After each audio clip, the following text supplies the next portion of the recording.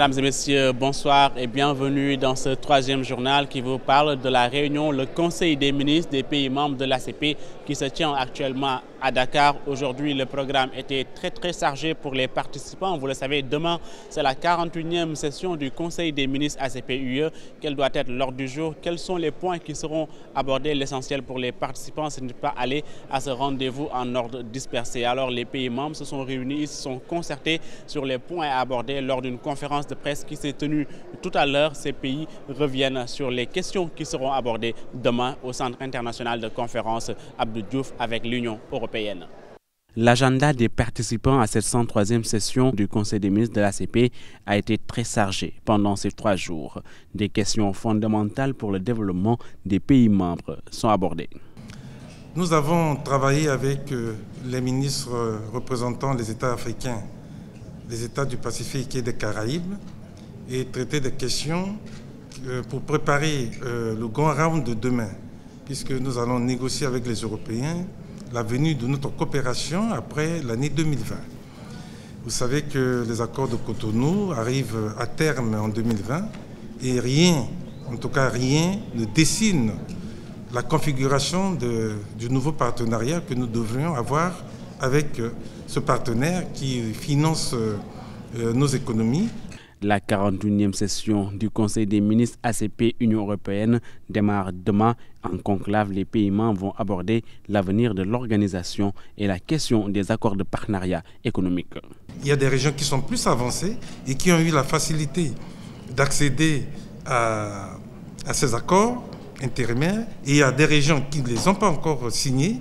Et il y a des régions qui sont totalement en situation de blocage. C'est ce que nous avons constaté et c'est l'objet des débats. Vous savez, nous sommes dans un monde totalement ouvert où les pôles de développement se dessinent.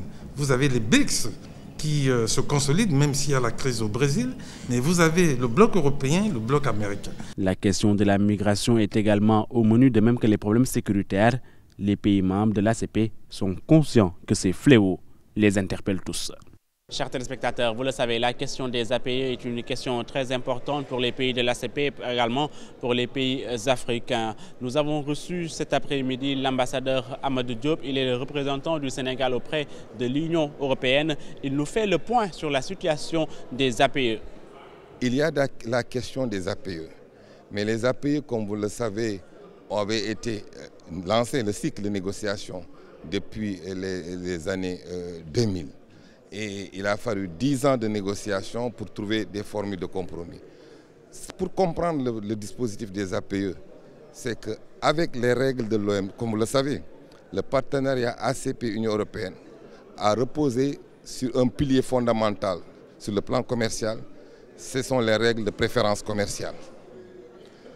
Mais avec les règles de l'OMC, ces règles auxquelles nous avons tous souscrit, Union européenne, ACP, nous s'entendons et nous sommes obligés, c'est une obligation juridique, d'aller vers la libéralisation.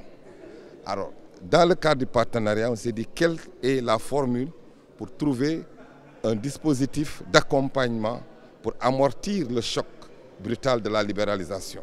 C'est dans ce cadre-là qu'au niveau des ACP, on a dit oui, il faut négocier des accords de partenariat économique, mais en tenant compte des spécificités des différentes régions.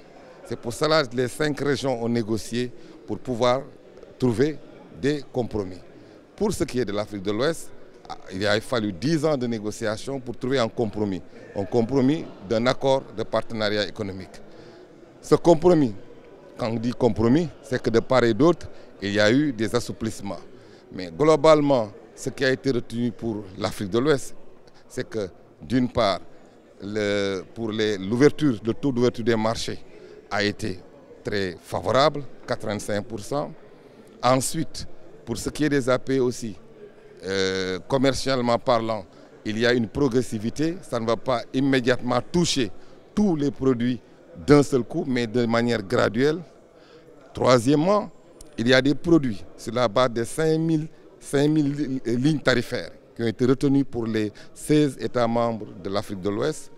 Pour ces États, il y a ce qu'on appelle des produits incompressibles, un noyau dur qui ne sera pas concerné ni touché. Et quatrièmement aussi, Au départ, on avait envisagé un accord purement commercial, mais après, c'est ajouter la dimension développement, le PAPET. Ça veut dire qu'en plus de ces dispositifs juridiques, il y a un mécanisme de financement du développement de ces États pour leur permettre d'être à niveau, la mise à niveau de leurs industries, la compensation des pertes de recettes fiscales. C'est pour cela un paquet, une enveloppe de 6,5 milliards a été retenue. C'est ça le volet financement du développement. Ce journal, c'est à présent terminé. Merci à vous de l'avoir suivi. Je vous retrouve, Inch'Allah, demain. Demain, on sera au Centre international de conférence Abdou Diouf, donc pour vous dire l'actualité du Conseil des ministres des pays de l'ACP et de l'Union européenne. Inch'Allah, je vous retrouve demain pour un autre journal. D'ici là, comme d'habitude, je vous souhaite de passer une excellente fin de soirée en compagnie des programmes de votre télévision nationale. Au revoir.